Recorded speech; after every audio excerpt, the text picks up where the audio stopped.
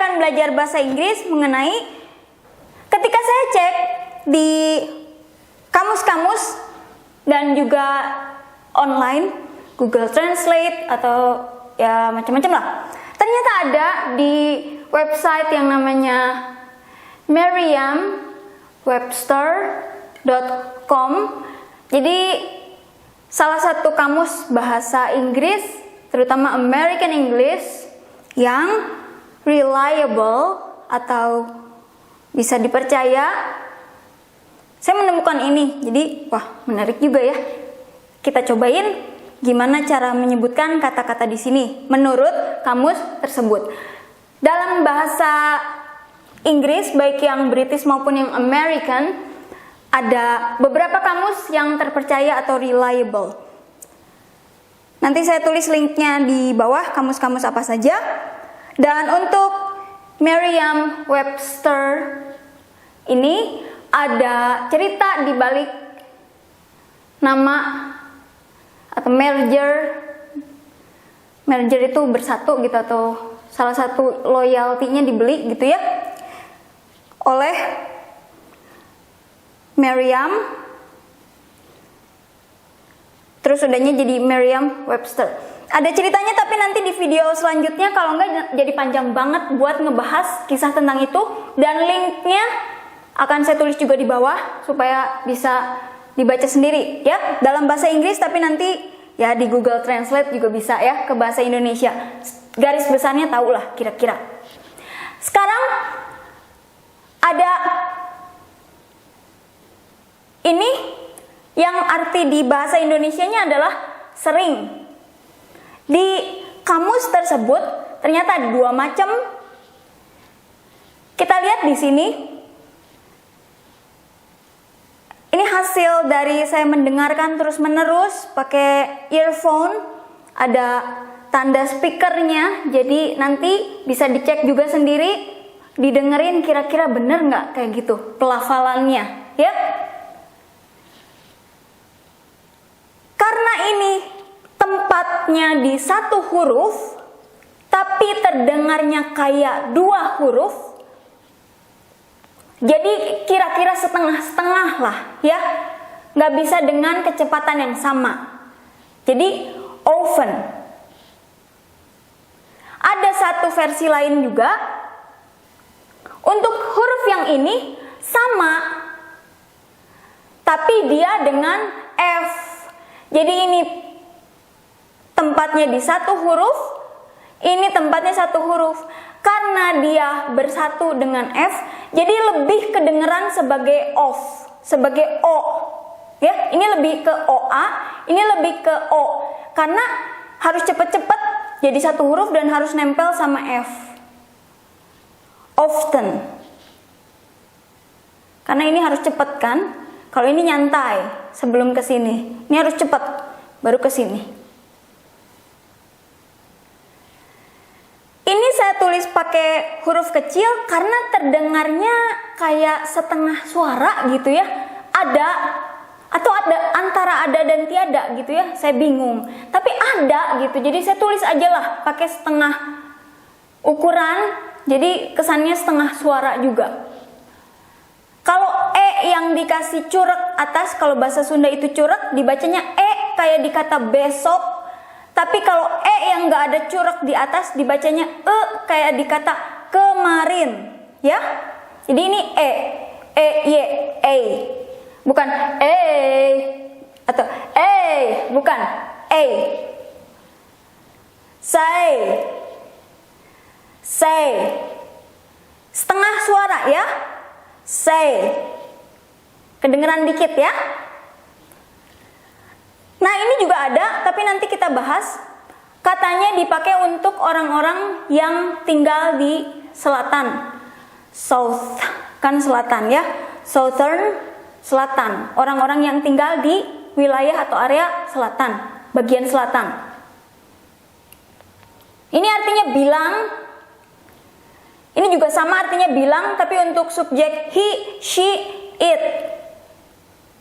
Ternyata ada 1, 2, 3 macam.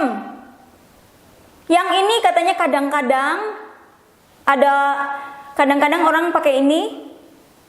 Yang ini katanya dipakai terutama kalau ini subjek follow. Follow bisa follow gitu ya. Follow bisa juga follow.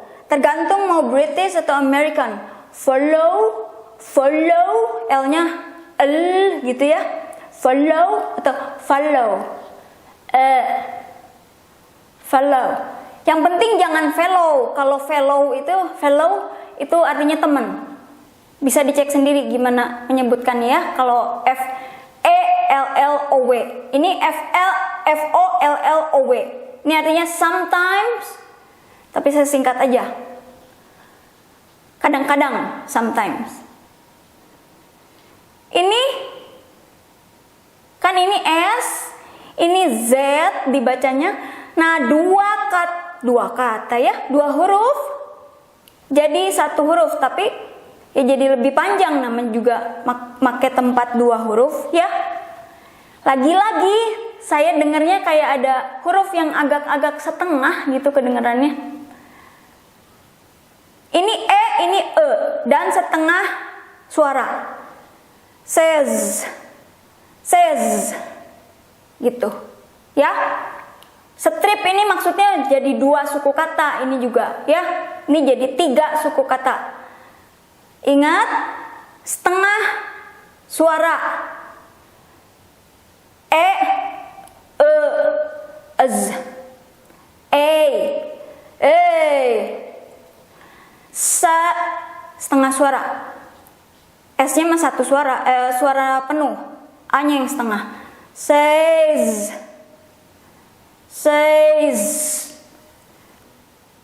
Ini S terus E-I-Y, az. Ini E-I-Y 3 huruf pakai tempat atau pakai posisi 2 huruf ya. Says.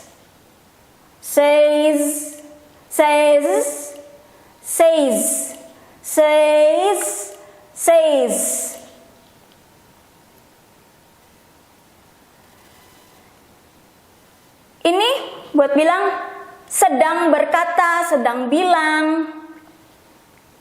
Jadi 3 suku kata. Ini sama lagi setengah nada atau setengah nada, memangnya nyanyi gitu ya. Setengah suara. Saying. Saying.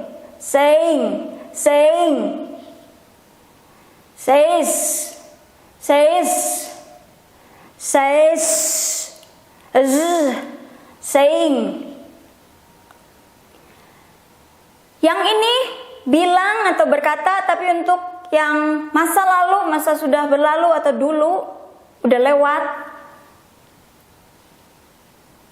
Ternyata ada 2 macam. Yang ini untuk subjek follow atau follow. Subjek mengikuti. Ini jadi 1 suku kata, S-E-D, said. Perbedaannya sama yang ini yang artinya sedih. Ini jadi 2 suku kata, terus ini A. Said. Maksudnya 2 suku kata jadi sead. Tapi A-nya kan pakai tempat di 1 huruf ya. Jadi harus cepet. Said.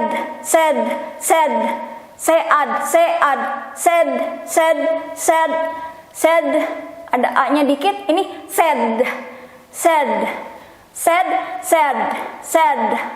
A. Yang ini S, E-I-Y.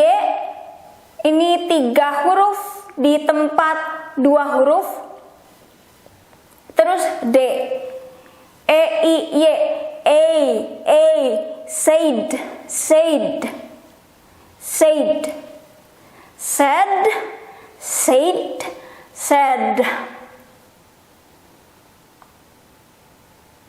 Sekarang yang ini,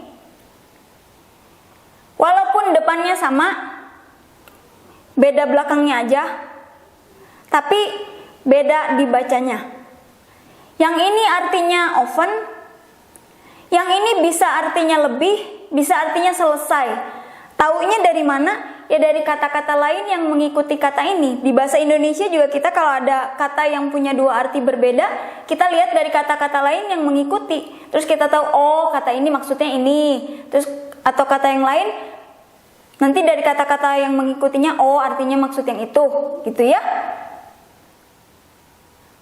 Ini bisa artinya lebih, bisa artinya selesai. Ini dibacanya kayak kemarin Nah, yang ini dulu ya, yang lebih mudah. Satu huruf tapi ada dua huruf yang menempati di sini. Jadi harus agak cepat. Agak cepat tapi harus masih kedengeran. Over. Over. Yang ini saya tulis seperti ini karena mulutnya A, lidahnya E. Kita posisikan dulu mulut kita A, dibuka mulutnya A, lidahnya E. Nah, jadi disatukan gitu ya. Even. Mulut A, lidah E.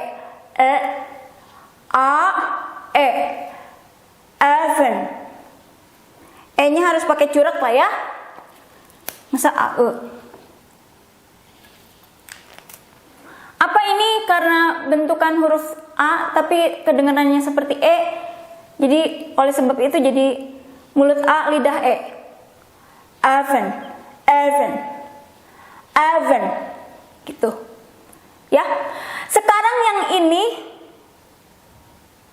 karena nggak ada tanda yang bisa saya pencet speakernya, jadi saya kurang yakin. Karena apa jadi C gitu kayak di sini? C kalau buat orang selatan, jadi saya kurang yakin. Tapi kalau mau mengikuti dari ini nggak pakai D, ya berarti C aja udah ya. C.